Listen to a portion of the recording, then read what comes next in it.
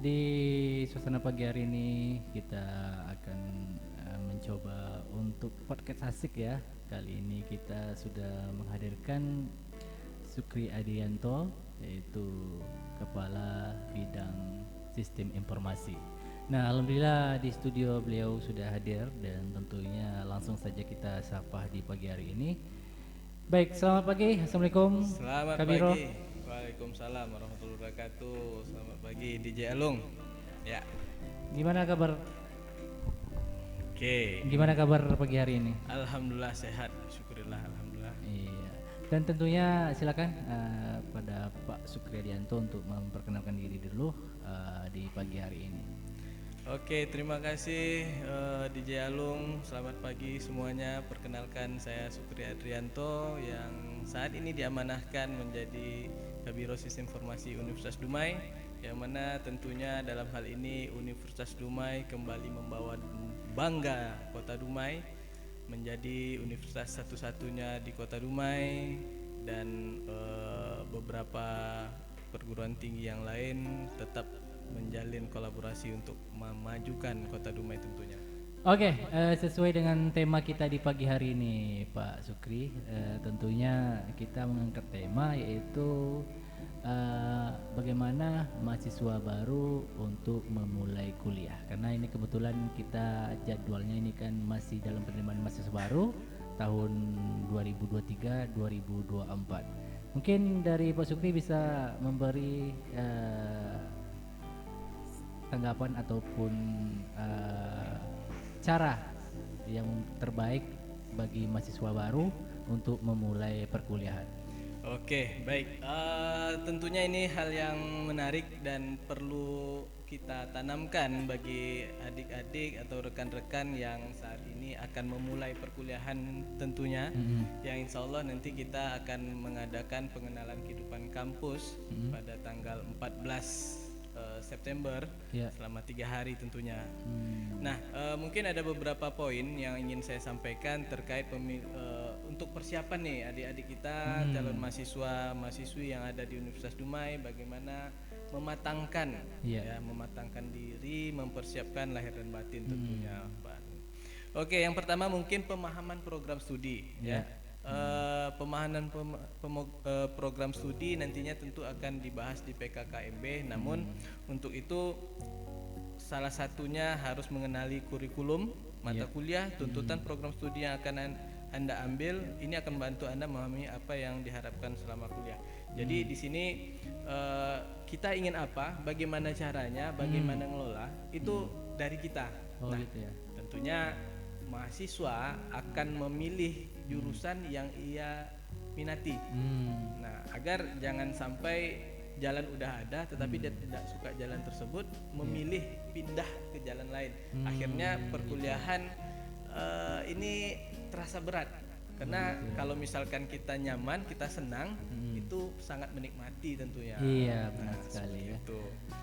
Nah, tapi tentunya di kampus Universitas Dumai nih ya, di PKKMB biasanya juga diberikan materi untuk prodi masing-masing ya. Ya, pasti itu. Ya, jadi buat mahasiswa baru nih yang ingin memulai kuliah nanti di kampus Universitas Dumai, pastinya nanti akan ada, makanya hadir ya, wajib hadir ya di PKKMB. Selain perkenalan kampus juga akan dikasih materi-materi dari luar ya. Nah, selanjutnya gimana nih? Oke, selanjutnya. Nah, tadi poin pertama. Poin kedua itu jadwal dan waktu. Siapkan jadwal kuliah dan aktivitas lainnya agar Anda dapat mengatur waktu dengan efisien. Jangan lupa sisakan waktu istirahat dan melanjutkan hobi Anda. Artinya di perkuliahan kita itu ada dua, yang pagi dan yang sore. Nah, yang pagi mungkin Senin sampai Jumat, jadi Sabtu bisa stay untuk mengerjakan tugas dan selanjutnya. Dan jangan lupakan juga nih, kita pola untuk kuliah juga diselingi dengan olahraga, karena di balik jiwa yang sehat terdapat hobi-hobi yang bisa kita manfaatkan agar sehat jasmani dan rohani tentunya. Nah, lalu untuk persiapan yang ketiga, penyediaan alat tulis. Persiapkan alat tulis seperti buku catatan, pena, laptop atau tablet sesuai kebutuhan. Ini akan bantu Anda mengambil catatan dan bekerja dengan format digital. Nah, tentunya Universitas Dumai ini cikal bakalnya merupakan kampus IT. Segala perkuliahan itu tentu kita adaptasi dengan yang namanya teknologi. Kita tidak ada lagi kuliah yang kita memblendkan, mixkan antara perkuliahan daring, tugas-tugas kita juga itu semua dengan teknologi. Nah, jadi kita harus tahu nih kapan kita harus membawa, dengan jadwal yang ada kita membawa perangkat-perangkat apa yang kita gunakan. Misalkan hari A, hari Senin, Selasa, Rabu itu menggunakan laptop, ya kita harus tentunya membawa laptop. Jangan sampai informasi dengan jadwal yang sudah ditentukan kita miss. Akhirnya ketika orang menggunakan mau masuk ke pembelajaran yang menggunakan laptop, kita ketinggalan. Nah, gitu kira-kira. Oke, selanjutnya pemahaman kampus. Nah, ini dia nih. Ya. Kenali lokasi kampus, gedung, fasilitas lainnya. Ini akan membantu Anda beradaptasi dengan lingkungan baru. Karena mudah-mudahan nih sesuai target yang ada, kita untuk tahun pertama ini menargetkan di angka 180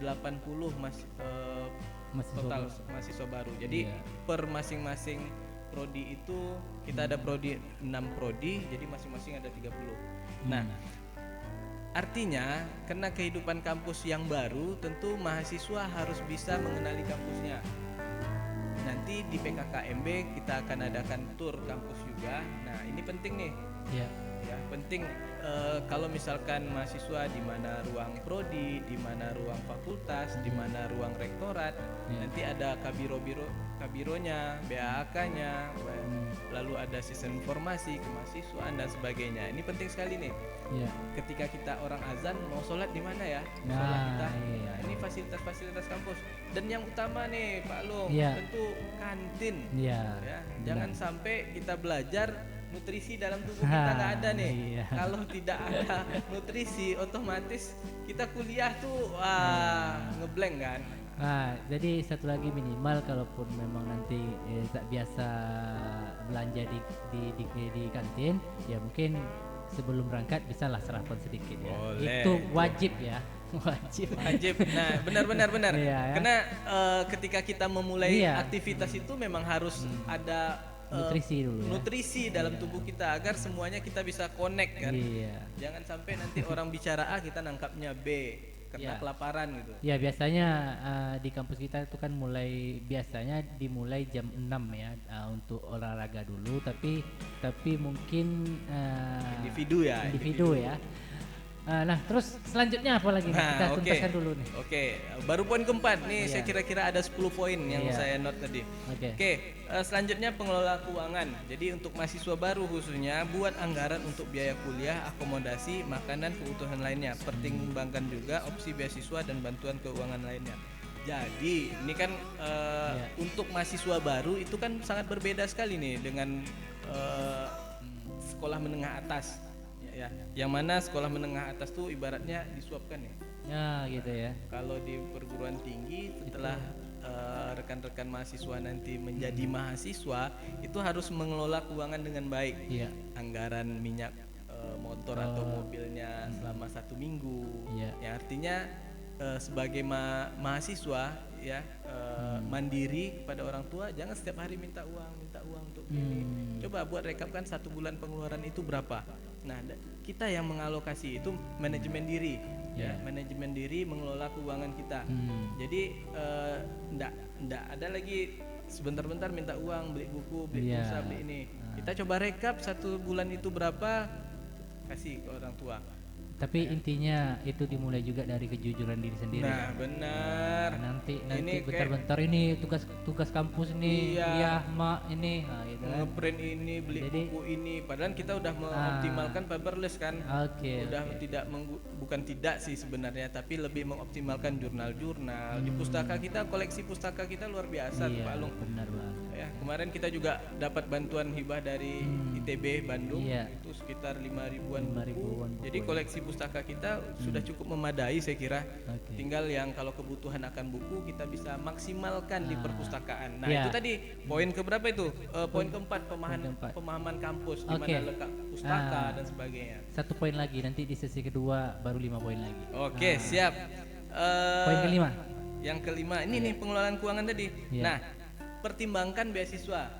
Beasiswa itu ada 2 kriteria. Yang Iya. pertama beasiswa untuk yang kurang mampu dan Iya. beasiswa prestasi. Iya. Nah, kalau misalkan rekan-rekan mahasiswa nantinya merasa layak mendapatkan beasiswa kurang mampu, iya. itu ada jalurnya. Ada jalur Pemprov dan jalur Pemko. Nanti dari UKT dari kementerian dari yang ditengarai oleh LL Dikti 10 itu ada beasiswa tahunan bantuan UKT-nya. Iya. Nah, jadi kalau untuk UKT itu apa?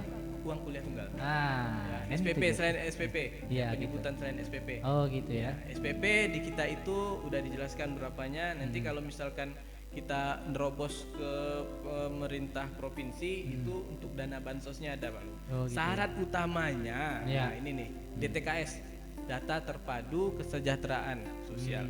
Gitu Nah, kalau misalkan saudara yakin saudara layak dan dibuktikan dengan data DTKS yang dari dinas sosial, itu silakan aja. Kampus akan memfasilitasi, ajukan ke kampus, kampus mengajukan ke provinsi. Nah, ini nih. Oh gitu ya. Nah, lalu ada beasiswa prestasi. Prestasi Nah, ya. biasanya Pemko Dumai support sekali tuh, Pak Lu. Hmm. Ya, di ranking berapa biasanya entah apa 40 besar. Jadi IPK, jadi mahasiswa 1 pertahankan dapat IP 4 semester 2 4 dapat Oh beasiswa. gitu ya. Dapat lah. Pemprov itu 5 juta 1 tahunnya. Pemko itu 3 jutaan. Oh gitu ya. Ah, jadi kesimpulan di sini buat para calon mahasiswa baru nih ya, atau yang sudah mendaftar dan yang belum daftar segera mendaftar ya. Siap.